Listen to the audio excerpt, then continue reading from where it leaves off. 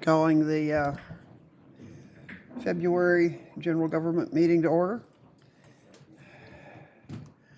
First up, we need approval of the agenda. So move. Motion. Okay,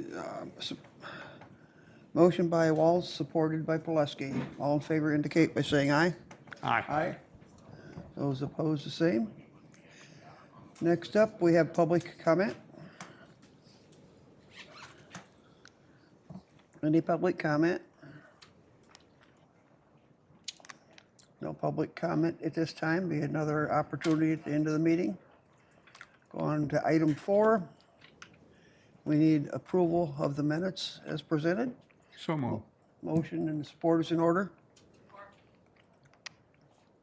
Who made the motion? Supported by, motion by Snell, supported by Walls. All in favor indicate by saying aye. Aye. Those opposed, the same. Passes unanimously. Item B, Accelerate Jackson County Semi-Annual Report. Welcome. Good morning, everyone.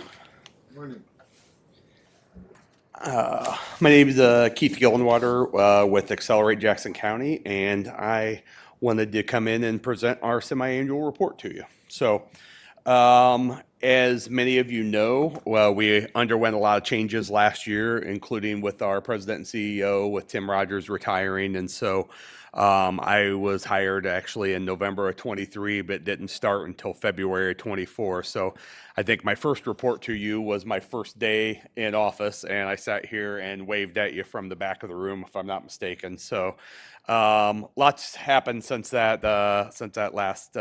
first time I came in. So this last year, obviously we had staff changes with me coming in February. We've also changed over a lot of staff. So a lot of our key positions, with the exception of Debbie Kelly, who I know Debbie's going to is with me, and she's going to be presenting on the Brownfield next. But we changed over our admin person, our project manager as well, and so we've had a year of a lot of changes. With that changes, I think also came a name change. So this is our first time as presenting to you as Accelerate Jackson County.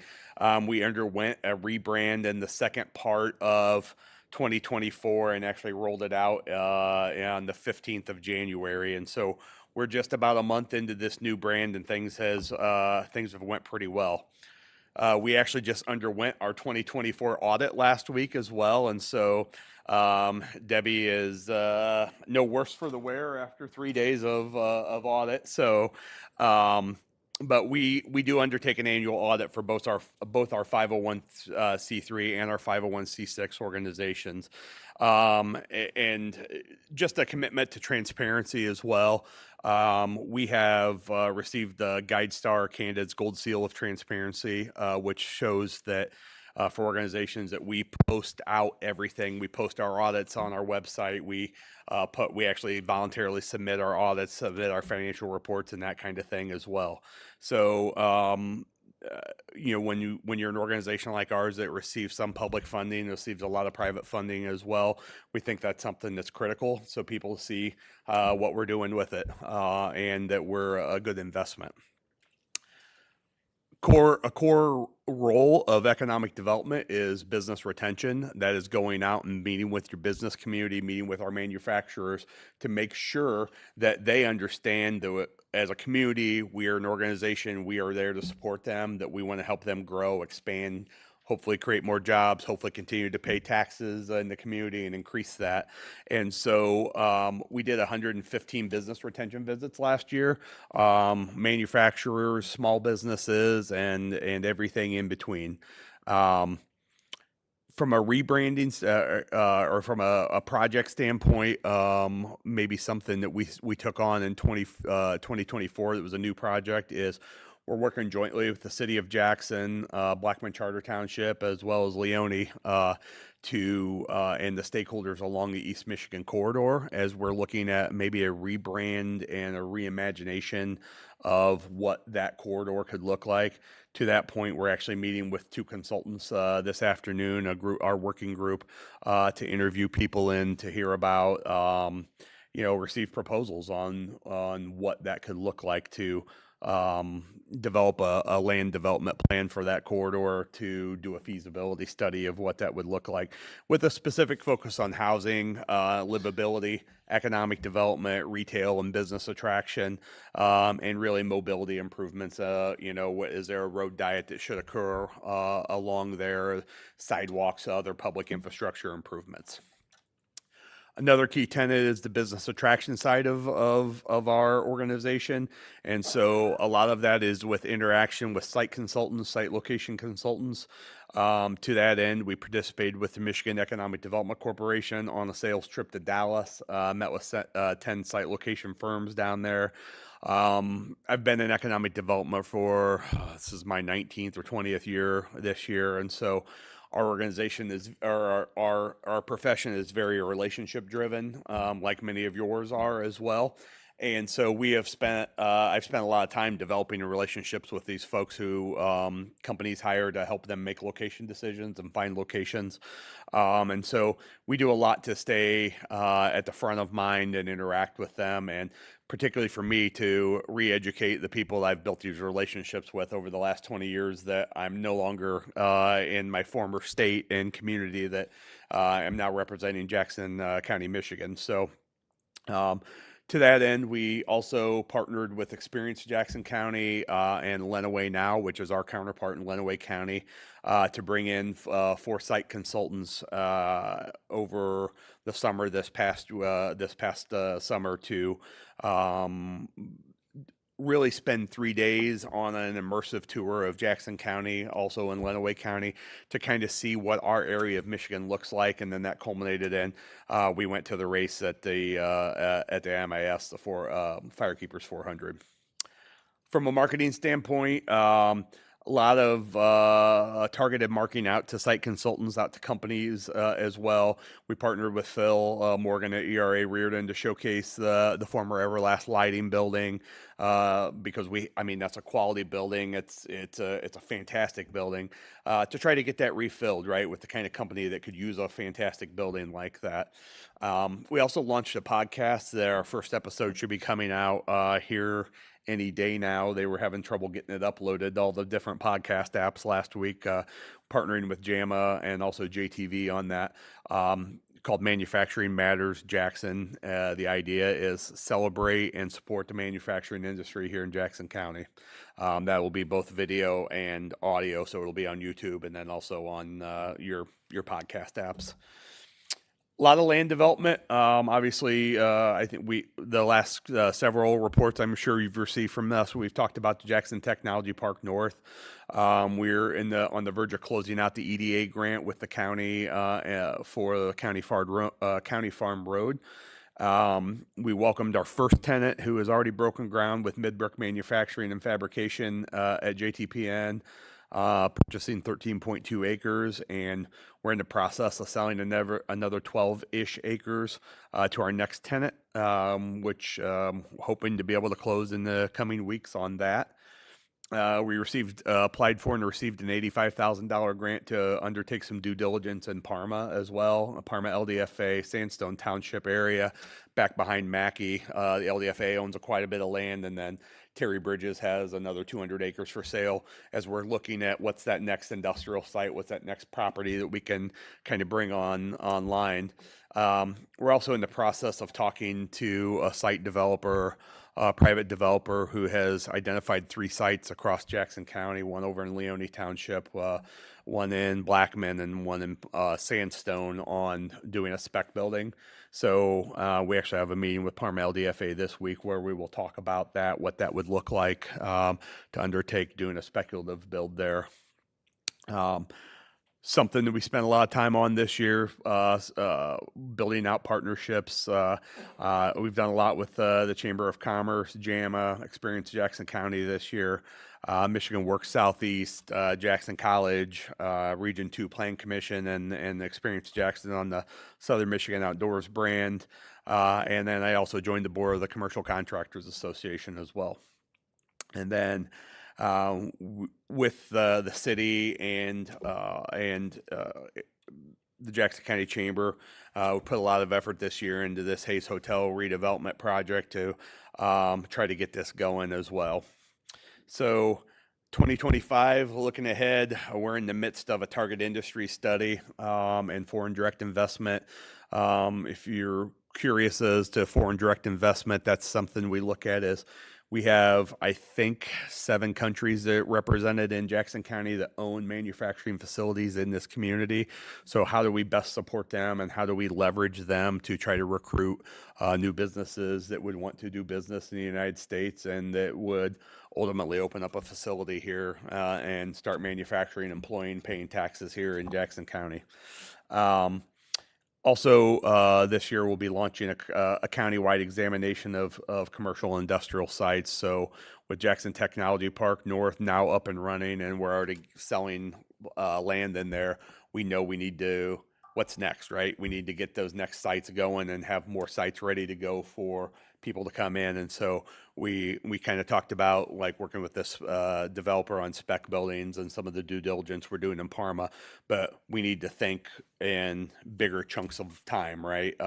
Short term, those immediate sites that we can bring on, but whether those ones that we're going to have to start working on, whether it's working with a farmer or working with a community on a redevelopment project, a brownfield redevelopment, so that we can get another site that's ready to go. So some of these things are going to take a lot of time to bring online. And so let's do an examination. We're going to do an examination of what those sites are going to be.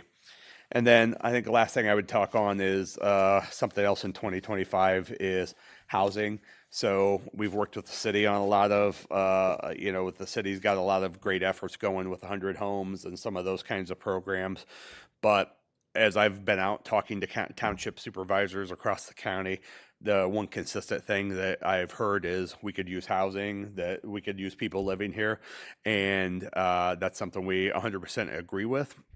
But there is not a consistent effort across the county to say, all right, where it makes sense for housing, what kinds of housing do we need? And so something we're proposing is pulling together a group of stakeholders, and we will do that this year, to start looking at a consistent effort across the county to undertake a demand study that says, okay, something that you can arm us with or a community with to go to a developer and say, we can absorb 100 homes, 200 homes, 500 homes, single family, multifamily, affordable homes, market rate. It doesn't really matter.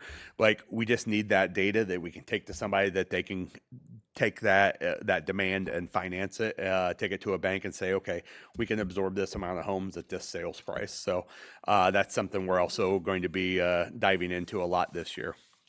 With that, I also included our entity reports on there as well. So these are all entities that we manage under contract. I know Debbie's going to talk about the Brownfield Redevelopment Authority with the project, but I put some in there of some of the things that we've done as well. Last thing I'd say, save the date. We have our first annual investor breakfast coming up at Spring Arbor University at the Cressy Student Center on Wednesday, March 19th at 7:30. We would love to have all of you there. Happy to answer any questions. Questions, board? Okay, if not, I think a motion and support is needed to receive this. Moved by Snell, supported by Pulaski. Willis. Huh? Willis. Willis, okay. Willis. All in favor indicate by saying aye. Aye. Aye. Those opposed, the same. Passes unanimous. Thank you. Thank you. Next up, we have item C, Brownfield Redevelopment Authority at 2532 Spring Arbor Road. Good morning. Go ahead. As you all know, my name is Debbie Kelly. I'm the Vice President of Accelerate Jackson County, and I also staff the county's Brownfield Redevelopment Authority. So before you this morning, I know you have several documents, including the Brownfield Plan for Messinger Properties for the Michigan Psychological Care Facility at 2532 Spring Arbor Road in Summit Township. I am seeking approval of a resolution adopting a Brownfield plan, which, if approved by this committee, would need to be forwarded to the County Commission for their meeting next Thursday evening. This approval process also includes a public hearing, and that is scheduled for 7:05 that same evening. A brownfield plan is an economic development tool as well as a document outlining a strategy to redevelop contaminated, functionally obsolete, abandoned property that details the steps to clean up the site, the projected costs of the remediation, and how the project will be funded by using tax increment financing or TIF. Typically includes any environmental assessments, any demolition plans, and a proposed future use for a site. The redevelopment of a brownfield property will increase the taxable value of the property, therefore increasing the property taxes generated from this property. So the purpose is to facilitate the redevelopment of a previously developed property that may be contaminated with hazardous substances, which makes them difficult to reuse without remediation. So, and the JCBRA, we help facilitate the redevelopment of brownfields by providing economic development incentives through TIF. So this brownfield plan permits the use of TIF, which would reimburse Messinger Properties, who is the developer, for the eligible costs, activities required to redevelop the commercial property, which again located at 2532 Spring Arbor Road in Summit Township. And this property has been deemed functionally obsolete by Summit Township. They have also approved a resolution of support of this brownfield plan at their December 10th board meeting. So ultimately, what this kind of means or how it works is the taxing entities forego collection on the increase of the property taxes for the period of the plan. And this means that the taxing jurisdictions continue to receive the tax revenues that it currently receives and will not lose any tax revenue. You simply forego the gain for a period of time of the brownfield plan, which in this case is 17 years. And it's a local plan only, which means that the plan anticipates capture of real and personal property taxes from local tax increment revenues only. But for example, when school taxes are captured, state treasury makes certain that each school district continues to get its pupil level of funding.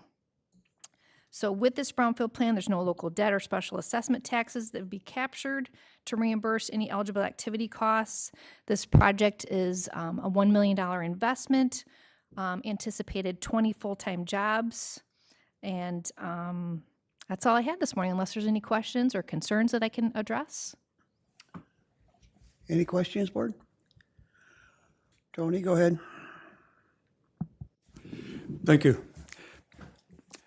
I was looking at your tax capture form here. You got 13 local captures from various millages, 2 from state. The first year for the local, you're capturing almost 11,000, goes on for 17 years. Looks like you're going to be capturing more than the $1 million investment required to upgrade this building. How much is your total tax capture? Because you don't total them here on your form. Let's see, we have, so the initial value of the building is $105,200. The estimated future taxable value is $600,000. The incremental increase of value is approximately probably $500,000 for the TIF. I know at the end of brownfield plans, which is the 7-year plan, we capture an additional 5 years that goes back into a local brownfield revolving fund. And that helps sustain the county's brownfield redevelopment authority. So this building is eligible to capture these funds from other millages because someone states it is functionally inadequate for its original purpose. Correct. Any building that's more than 10 years old, if you go in to remodel it, everything IT-wise is going to be inadequate, functionally inadequate. It's going to have to be replaced. What makes this building fall into that category of inadequate to perform its intended function? I would have to look at Summit Township Assessor's report. And I believe that is an attachment that is included within your brownfield plan that you all have before you this morning. But I will try and find it here.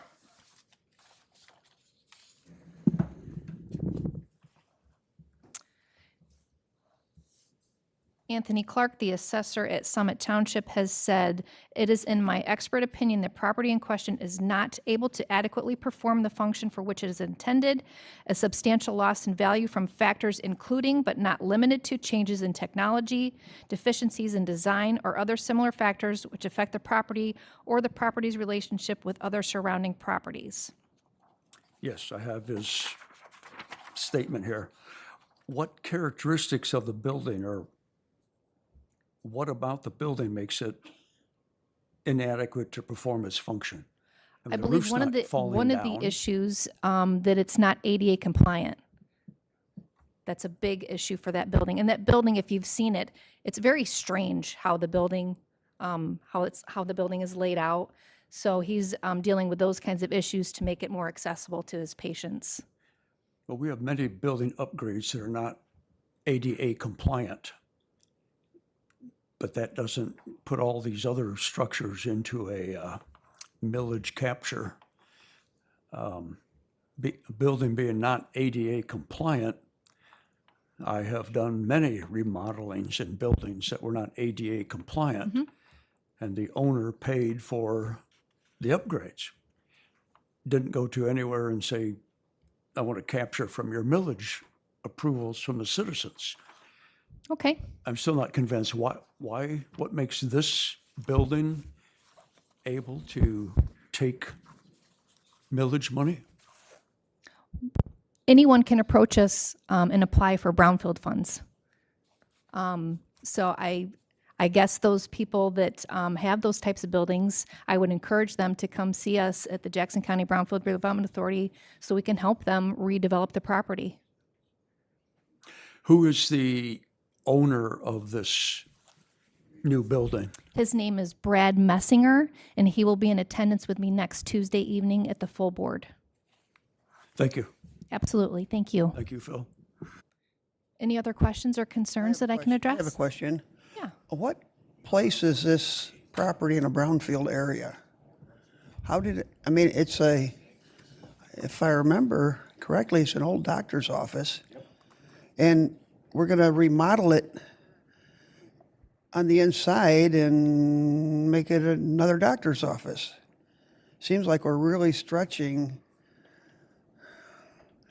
the brownfield, the intent of the brownfield concept. We're remodeling a large home, if you will. Mm-hmm. And I don't see how that would fall under a brownfield.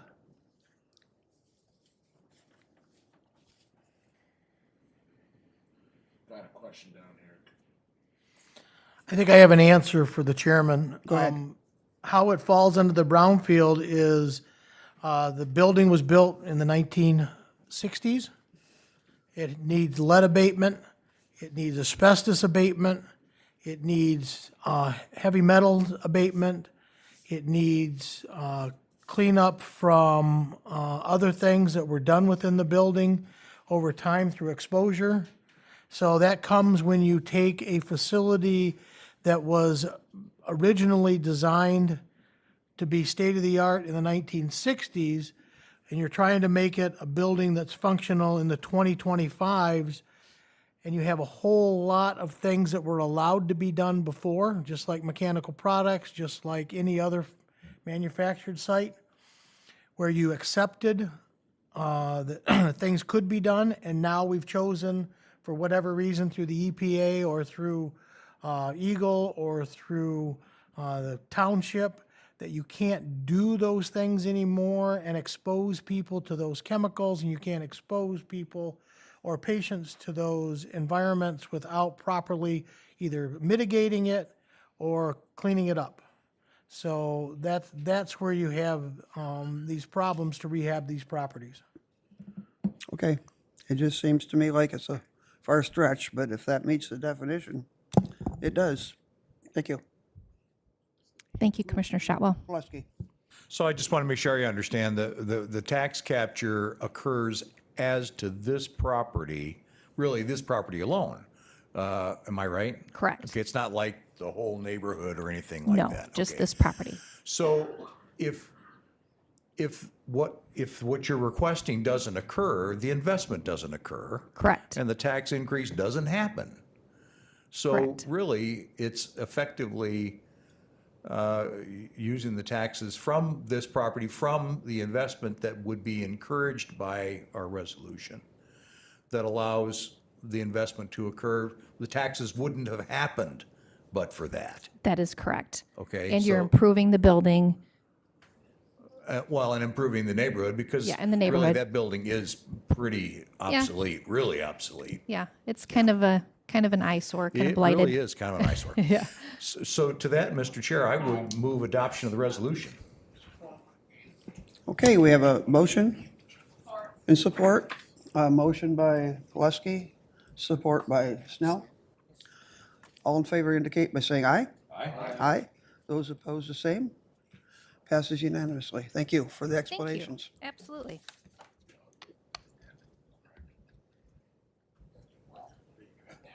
Next up, item D, Chamber of Commerce, semi-annual report. Good morning. Good morning. I'm Ryan Tarrant. I'm the president and CEO of the Jackson County Chamber of Commerce and Experience Jackson. So this morning I wanted to talk a little bit about Experience Jackson, just a quick 2024 recap on some of what happened in tourism in Jackson County.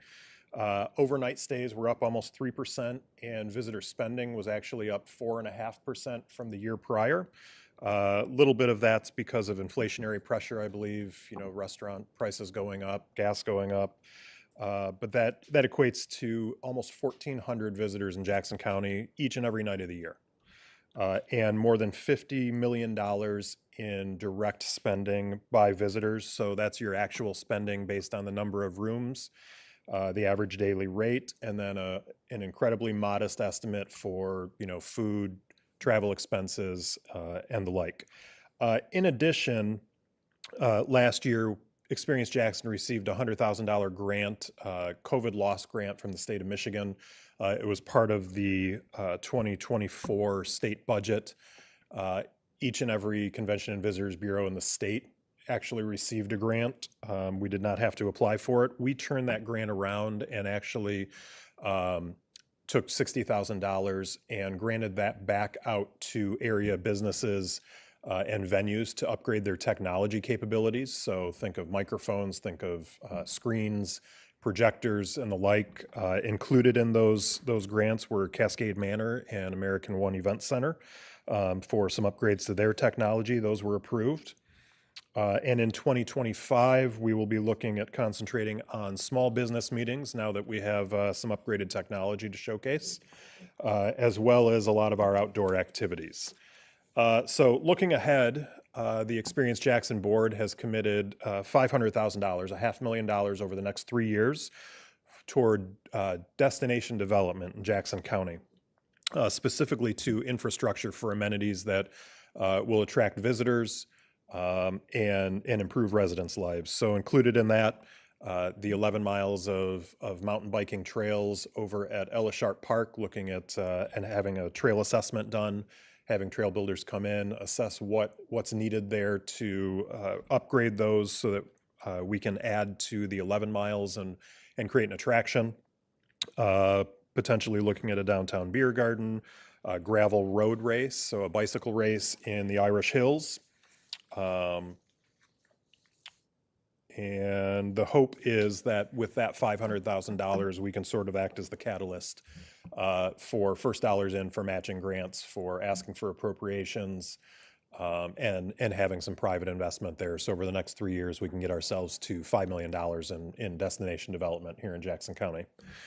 On the chamber side, the big item we've been working on for a couple of months now and have recognized is the city of Jackson's lost 40% of its population over the last 60 years or so. The county over the last 20 years has sort of stagnated for population. We saw a little bit of an uptick in Jackson pre-COVID, but then over the last 5 years or so has started ticking down a little bit if you look at the census data. And starting to look at communities that have grown, that are doing a good job in talent attraction retention, because that's something that we hear over and over from our businesses is where are we going to get our workforce? And five themes sort of popped up from growth communities around the country that were similar in size to Jackson. Having a strong K-12 system, relatively affordable housing compared to the median average house costs in the nation, educational attainment. So Jackson County has about 33% of our residents who have associate's degree or higher. Low crime rate in your urban core, and then those quality of life amenities that I mentioned before. But then also having sort of that persistence and that long-term goal setting.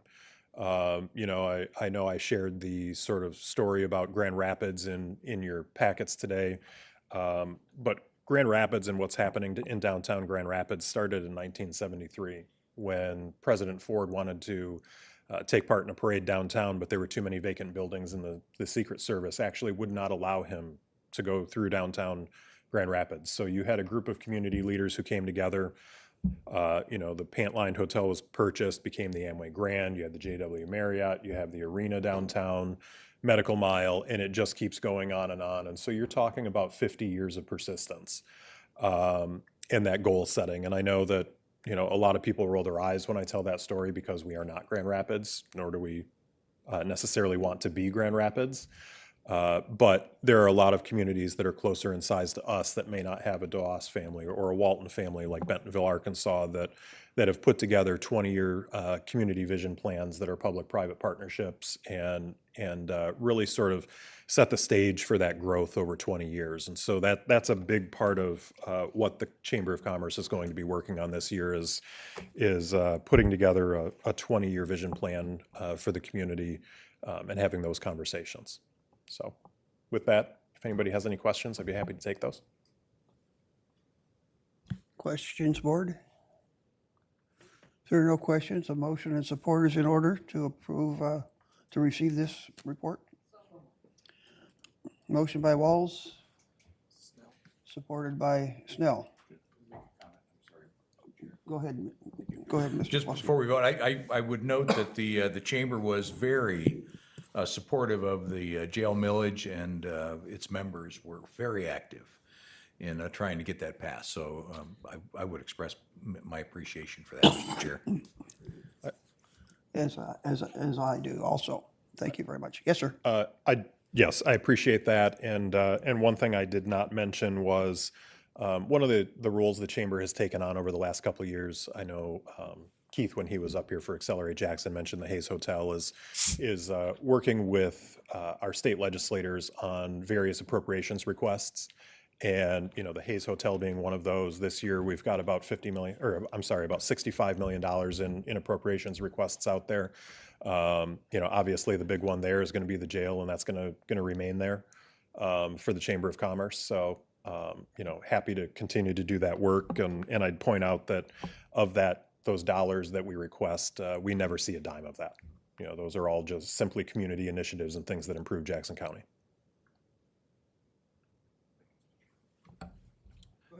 Well, I was just going to ask, why not 25-year plan, make it 2050?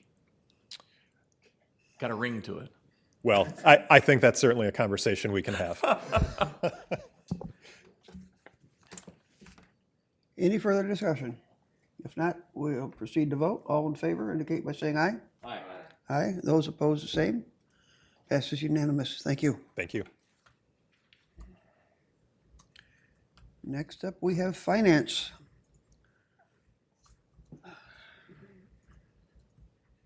Welcome, Cecilia. Good morning. So the first thing that I have is a resolution for Wells Fargo, a form that needs to be signed by the chair, but in order for that to happen, it needs to go through the board for approval. But just a backstory real quick. The animal shelter was bequeathed right around $74,000 donation in the account, and the funds are sitting in a Wells Fargo account. So the process that we have to go through is that an account needs to be opened in the Jackson County Animal Shelter's name. They'll transfer the funds into that account, and then they have to be liquidated in order for us to actually receive the cash.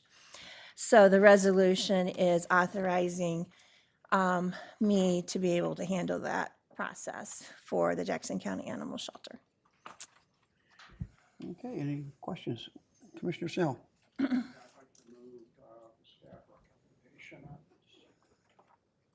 I'll support.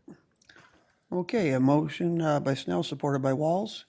All in favor indicate by saying aye. Aye. Aye. Those opposed, the same. Thank Passes you. unanimously. Thank you. Next. And so the next thing I have on the agenda is just to see if there was any questions on December 2024's financial reports. On the first page, you see that our expenditures are below, are at 97.6%, and that the revenues are at 99.2% for the year. Thanks, Mr. Chair. I just want to make sure I understand, because now here we are at year end, right? We are in the middle of it. Yeah, and you've still got your audit to be done, and I'm sure there were adjustments from this to get to your audited figures, yes. Yeah, because these are all based on cash Sure. basis. So, and so if we're at 99.2% of 50 million, 8.8% of 50 million is about 400,000 or so roughly. So we're a little under budget, about 400,000 roughly. Of course, this is the general fund budget, right? This is Yeah, general this is fund. just looking at general This is fund. just general fund. Just kind of getting the numbers into my head. We're about 400,000 short on revenue. But then if I look at the expenses, then again, we're a little under budget on that. And that's 2.4% on 50 million is about 1.2 million roughly that we're under for expenses. So while revenues were a little low, so were expenses. Right. So we're better off than we kind of had budgeted to have happen. It's what it's looking like right now. Is that about, am I kind of in the ballpark? Yeah. Roughly, right, okay. That's all I have, Mr. Chair. I would move receipt of the report. Okay, motion by Pulaski, supported by Snell to receive the report. All in favor indicate by saying aye. Aye. Aye. Those opposed? Passes unanimous. All right, thank Thank you. you. Next up, we have Parks. Welcome, Kyle. Thank you. Good morning. We talked a lot throughout our educational campaign for the Park Millage about installing permanent restroom buildings within our county parks. And we've recently, over the last few years, put those at Portage Lake, Vineyard Lake, Cascades Park, and we already had some of the Flying Waters Trail. So we try to get about one of these each year. 2025 here, we had this plan for our capital budget to install one at Clark Lake County Park. And we think about park usage when we think about which park we're going to put these in, especially year-round. And we know we've got some ice fishermen at Clark Lake. So we're recommending the low bid here. This is Boom Concrete. There's really nobody local that produces these. And this is the company that we've used the last two that we've installed here. Are these the same ones like on the Spirit Trail?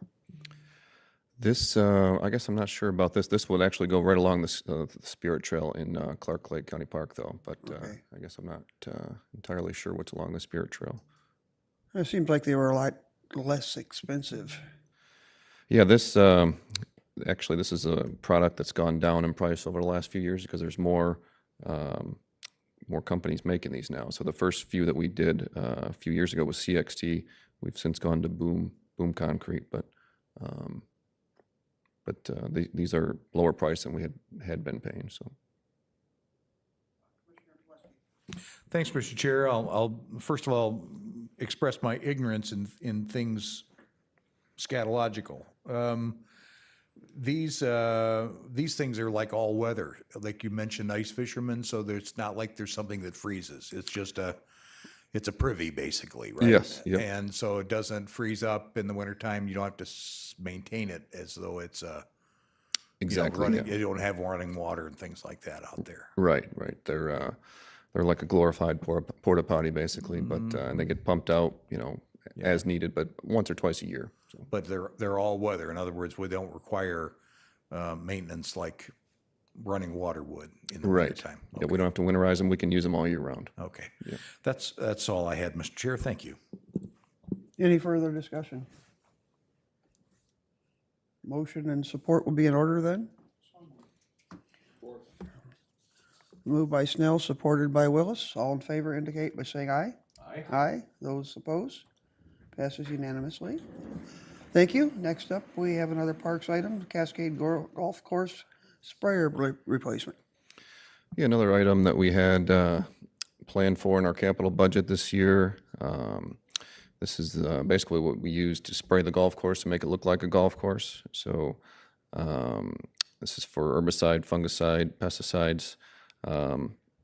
This piece of equipment, so we'd be replacing a 2007 piece of equipment that we've got.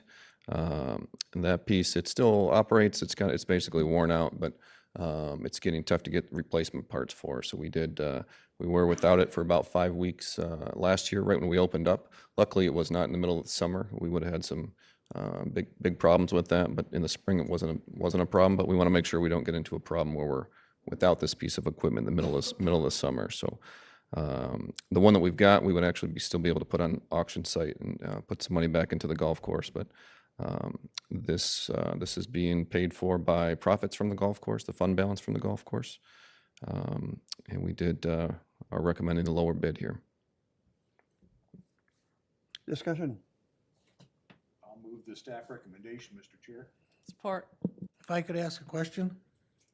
Go ahead, Mr. Chair. Kyle, you were requested by the Parks Board to contact the 2 local providers of this device to see if they can match that price. Have you done that yet? Yes, yeah, that's a great point. Yes, and this is actually kind of a specialized piece of equipment that neither of the 2 local John Deere dealerships could get for us. So that's why this is a dealership out of Brighton. So Okay, so we have it confirmed, so we can answer that question when asked. yes, yeah, Thank you, sir. good point. Thank you, Mr. Chair. We have a motion and support. All in favor indicate by saying aye. Aye. Aye. Those opposed, the same. Passes unanimously.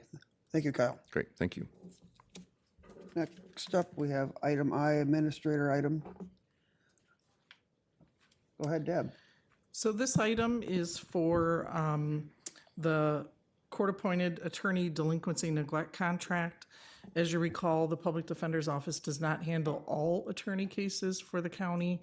They do not handle civil cases, and they do not handle juvenile cases or neglect and abuse. So one of the attorneys we had previously appointed, I think 2 years ago, had a different job opportunity, so she has resigned her contract with us. So this person is replacing that. And Circuit Court always, I thank them, they do a great job of finding a replacement for us, so I don't have to put it out to bid or anything, but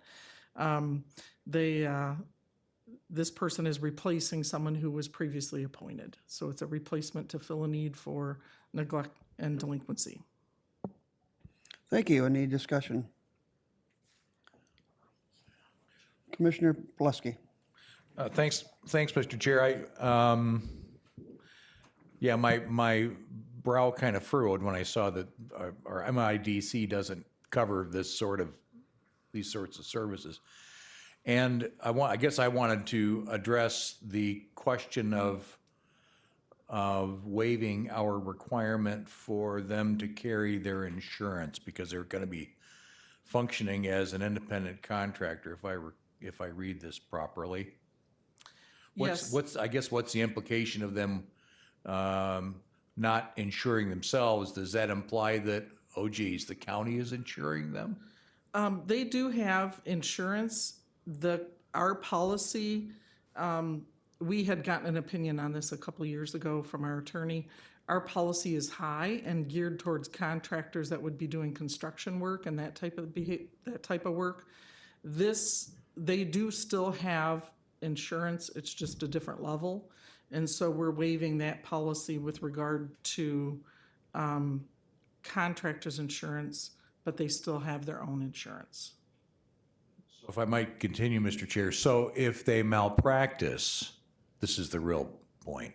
If they malpractice, it's still them that get sued and not the county. Correct. They are still covered. Okay, thank you. Yep. Thank you, Mr. Chair. Yes, and the MIDC, there's been multiple attempts at the state level to include juveniles in the MIDC, but Rep. Leitner has introduced it multiple times and it keeps failing. So, it actually gets stalled and nothing happens and she reintroduces it. So at this point, MIDC does not cover these things, but here's hoping in the future she'll be successful in getting that handled.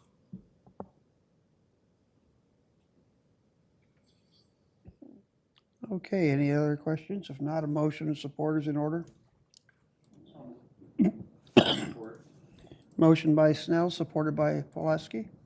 All in favor indicate by saying aye. Aye. Those opposed, the same. Passes unanimously. We'll move on to item 5, the claims. Everybody make sure you've signed the claims. Need a motion and support to pay the claims? I'll support Snell's motion. Okay, motion by Pulaski, supported by Snell. All in favor indicate by saying aye. Aye. Those opposed, the same. Passes unanimously. There are no other minutes. Reporting schedule for next month is treasurer, remonumentation, and the conservation district. We return to public comment. No public comment. Committee member comment. Commissioner Snell. Thank you, Mr. Chair. In light of what we had last week with the Verigy project, I'd like to have reports monthly to this committee on their progress so we can keep track of it.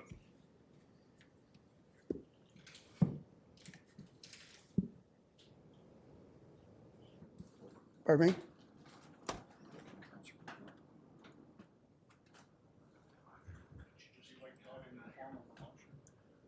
I can't really hear you. Can you use your mic better?